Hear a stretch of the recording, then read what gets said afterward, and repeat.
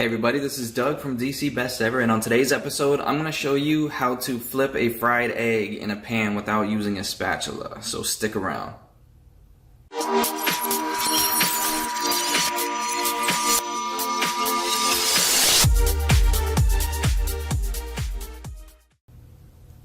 Now, the whole reason why I even wanted to learn how to do this is because flipping an egg with a spatula can be really difficult. And it's hard to either get underneath the egg, or when you flip it, the yolk breaks because it ends up falling back into the pan too hard. So I wanted to learn the easier way to do it. And it does take some finesse, it takes a little bit of skill, but with practice you can start doing this yourself, and it'll just make cooking eggs a lot more fun, and you're dirtying less dishes too, so that's an added bonus. Let me get my camera set up and I'll show you exactly how to do it. Alright, so all you need is a good non-stick pan. I use butter, but you could use oil, entirely up to you, that's personal preference. And then however many eggs you're going to use. For this tutorial, I'm just going to use one egg, because if you're not used to doing it, I'd rather give you the easiest way, and then you can work up to however many eggs you usually prepare. For one egg, I'm only going to need like half a tablespoon of butter. And I've got my pan heated to medium. And you really don't need the pan heated any higher than that. I prefer a runnier yolk in my egg, so I don't want to have the pan heated too high. So for this sake, just heat it to medium is perfectly fine. And then what you want to do is make sure that you get the butter melted around the edge of the pan, especially towards the front, because that's where you're going to be flipping the egg. But yeah, get the butter coated around the pan as good as possible, and then once that's done melting, we'll crack the egg into the pan and go from there. Alright, so the butter is nice and melted.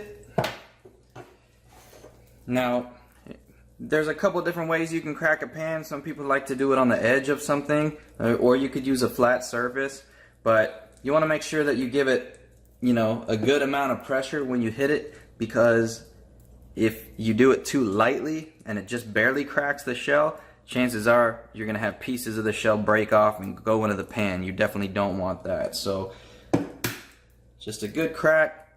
See, you got a good dent going in there, and then you just put your thumbs into it and then get as low to the pan as you can before dropping the egg into it.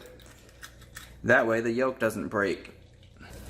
And now what you want to do is, if you look at the whites of the egg, you can still see the bottom of the pan in it. And once it's set, you'll see that whole thing is solid white. And that means that you're ready to flip it.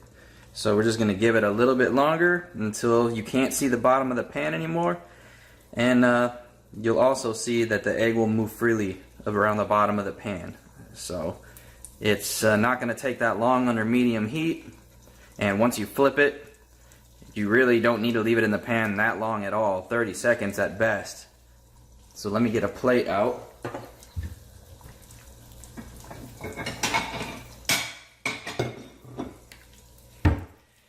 And there we go. The white is already set.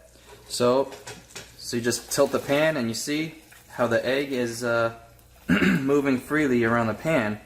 And now what you want to do is you're literally going to push the egg towards the edge of the pan, and it's going to literally roll over itself like a wave. And you have to do it in one swift motion, and you have to really commit to it, because it'll kind of half fold over otherwise. So hopefully you can get a good view of this. And 1, 2, 3. There we go. So sometimes it'll leave the pan, sometimes it'll just roll over itself, but in this case it flipped all the way over, and that's good. I like to get a little salt and pepper going while it's in the pan, and then once I'm done with that, it'll be cooked, so I can go ahead and plate it.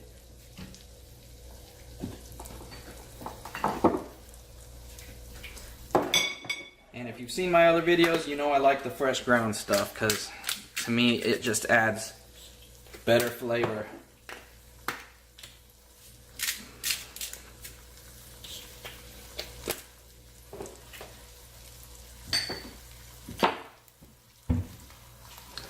And that is it. This egg is done. So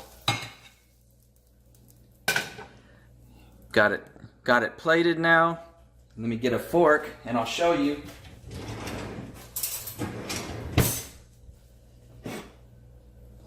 Now I don't like to have a brown egg yolk, or egg white I should say, but now see, you cut into it, the yolk is nice and runny, and if you notice how dark the yolk is, that's because I like to get the cage-free eggs, and the darker the yolk, the healthier the hen, and the better tasting egg you're gonna get. So that's my tutorial. I hope you guys enjoyed, and I'll see you on my next video. Take care.